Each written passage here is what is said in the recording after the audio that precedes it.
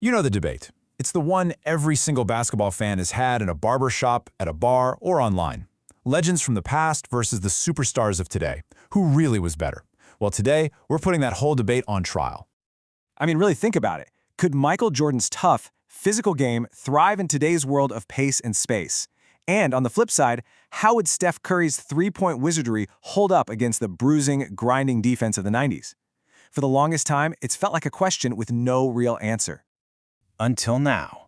We're about to dive into a really fascinating simulation from a new white paper that does something incredible. It pushes past all the hot takes and opinions to give us a real, data-driven answer. So, first things first, to run a simulation like this, you need teams. And not just any teams. You need to assemble two of the most ridiculously dominant starting fives you can possibly imagine, each one representing the absolute pinnacle of their era. And just look at these squads. What really jumps out at you is the total clash in basketball philosophy. On one side, you've got Team 1996, built on pure, raw physical force. We're talking lockdown defenders, powerful post players, just absolute bruisers. Then you have Team 2025, which is all about spacing and skill, a collection of shooters and playmakers that's unlike anything the league had ever seen before. These are two completely different blueprints for how to dominate a basketball game. So, the teams are set, but here's where it gets really interesting. The simulation didn't just throw them on the court, it hinged the entire outcome on one single variable, a rule change that completely flipped the balance of power in the NBA. And that rule is hand-checking. Now, for those who might not remember, this was a huge part of the game. It meant a defender could literally use their hands and their forearm to steer, to bump, to slow down an offensive player. It was a staple of physical defense for decades until the NBA banned it in 2005. Why? To open up the game, to let scorers cook. This one change, it's everything. And you can see the impact laid out perfectly right here. When hand-checking is legal, the 96 squad has a massive advantage. Their whole identity is built for that kind of fight. But the second you take hand-checking away, the 2025 team is just unleashed. Their elite shooting, their driving lanes, it all opens up. Their skill becomes almost impossible to guard under the new rules. The entire game pivots on this one thing. Okay, so the stage is officially set. We've got our two super teams, and we have the one crucial rule that defines the battlefield. So let's get to the good stuff. Let's see what the simulation actually found out. So, the big question, who actually wins this thing?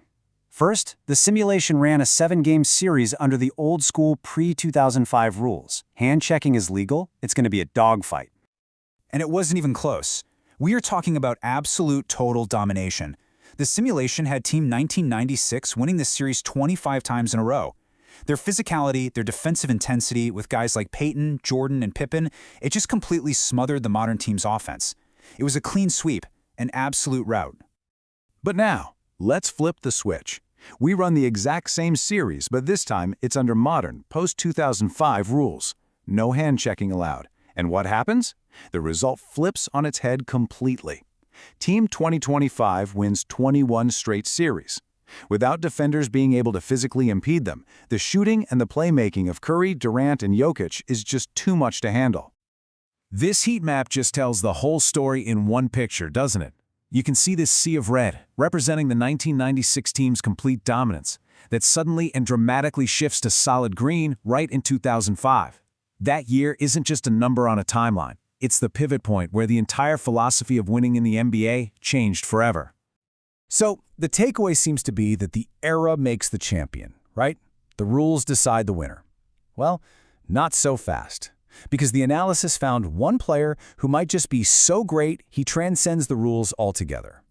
And of course, it's Michael Jordan. The paper argues that he is the great exception, the one universal constant. His blend of insane athleticism, skill, and just that killer competitive drive would let him dominate in any context. Drop him in the fast-breaking 80s, he's an MVP. The physical 90s, yeah, we know how that went.